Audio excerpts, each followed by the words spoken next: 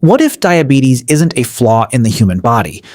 What if the disease affecting millions of people today is actually connected to a survival system that once kept humans alive? At first, that sounds ridiculous. Diabetes is usually treated as a modern problem, a consequence of modern food, modern lifestyles, and modern habits. But some scientists have proposed a surprising idea. They believe the roots of diabetes may stretch back thousands of years, into a world that looked nothing like our own. Ancient humans never counted calories.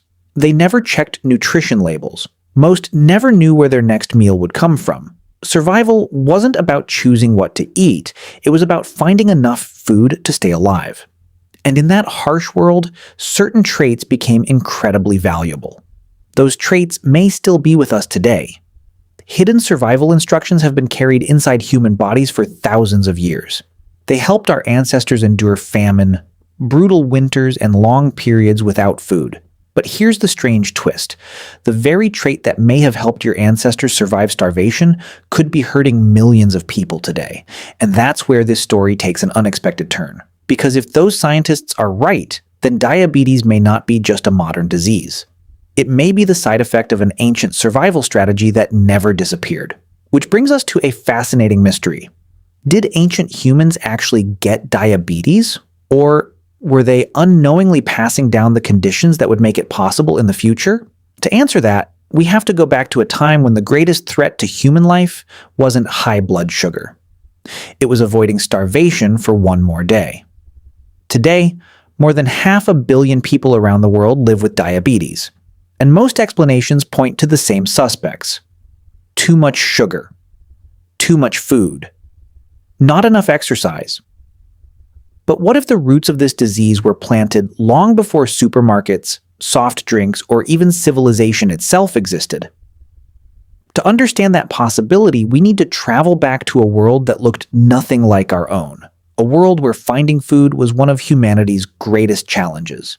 Imagine waking up with no refrigerator, no restaurants, no grocery stores, no guarantee that you would eat today. For ancient humans, hunger wasn't an inconvenience. It was a constant threat. One successful hunt could feed an entire group, but a string of failures could push that same group towards starvation. The difference between survival and death often came down to a single question. Could your body store enough energy to survive the next famine? Over thousands of generations, the human body evolved into something remarkably efficient, a machine designed to capture and store energy whenever food appeared, because nobody knew when the next meal would come. In a world defined by scarcity, this was an extraordinary advantage. It helped humans survive droughts, harsh winters, long migrations, and even ice ages. At first, that sounds like the perfect survival system. And for tens of thousands of years it was. But some scientists believe this same survival advantage came with a hidden cost, a cost that remained invisible for nearly all of human history, because the world our bodies evolved for is not the world we live in today. And that leads to a fascinating possibility. What if diabetes isn't a design flaw? What if it's evidence that your body is still trying to survive a world that disappeared thousands of years ago? In fact, some scientists believe diabetes may not be proof that the human body failed. It may be proof that it succeeded, just in the wrong world. If these survival mechanisms have been with us all along, then diabetes raises a troubling question. Is it a modern disease, or is it an ancient condition that has simply become impossible to ignore? And that leads to one of the most fascinating mysteries in human history. Did ancient humans actually get diabetes? To answer that question, scientists faced a nearly impossible challenge. Unlike a broken bone or a battle wound, diabetes rarely leaves obvious evidence behind, which creates a serious problem. How do you diagnose a disease in someone who died thousands of years ago? The search for answers led scientists into ancient tombs, forgotten medical records, and even the preserved bodies of people who died thousands of years ago. And hidden inside those clues was evidence that challenged what many researchers expected. The first clues came from ancient civilizations. Thousands of years ago, physicians in places like Egypt and India described a mysterious condition. People became unusually thirsty, they urinated constantly, they lost weight despite eating, and many eventually died. The descriptions aren't detailed enough for a modern diagnosis, but they sound remarkably similar to diabetes. Then, researchers discovered something even stranger. Some ancient doctors noticed that insects were often attracted to the urine of certain patients. A bizarre observation, but one that may have revealed excess sugar in the urine thousands of years before glucose testing was ever invented. Long before scientists understood diabetes, they may have been observing one of its most recognizable symptoms. But written records weren't enough. Researchers wanted physical evidence. And that's where the investigation became frustrating. In a few rare cases, scientists examining ancient remains have found signs consistent with conditions linked to diabetes. But certainty remains difficult. Because diabetes rarely preserves itself in a way archaeologists can easily detect thousands of years later, which means the evidence will probably never be perfect. Yet when researchers put all the clues together, a surprising picture begins to emerge. Diabetes almost certainly existed in the ancient world. But compared with today, it appears to have been extraordinarily rare. And that creates an even bigger mystery.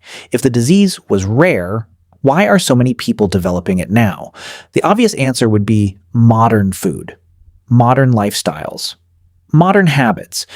But some scientists think the story goes much deeper than that. Because while diabetes itself may have been rare, the biological foundations for it may have been carried by humans for thousands of generations. The disease was rare. The genes were not. And that idea would eventually lead to one of the most influential and controversial theories in evolutionary biology.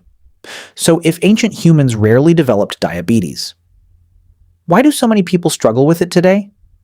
The answer may have been hiding inside the human body for thousands of years. Imagine you're living during the Ice Age, not knowing when your next meal will come. A successful hunt might feed your family for days. Then suddenly, nothing. No food, no guarantee of survival. In that world, storing energy wasn't a bad habit. It was a superpower.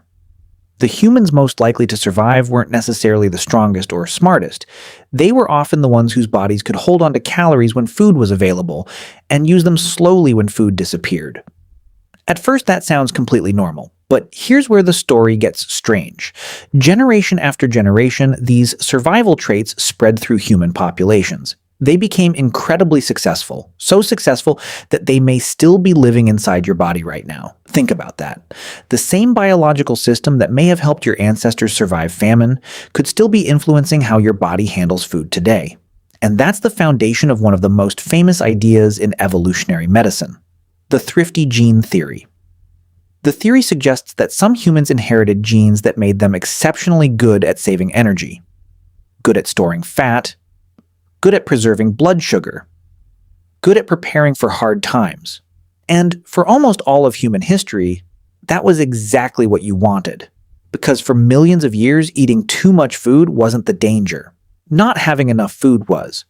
Your ancestors weren't fighting obesity, they were fighting starvation. Every winter, every drought, every failed hunt, every empty season, their bodies evolved to prepare for a crisis that could arrive at any moment. Then, something extraordinary happened. The world changed. Faster than evolution could keep up. Agriculture appeared, cities grew, food became more predictable. Then came factories,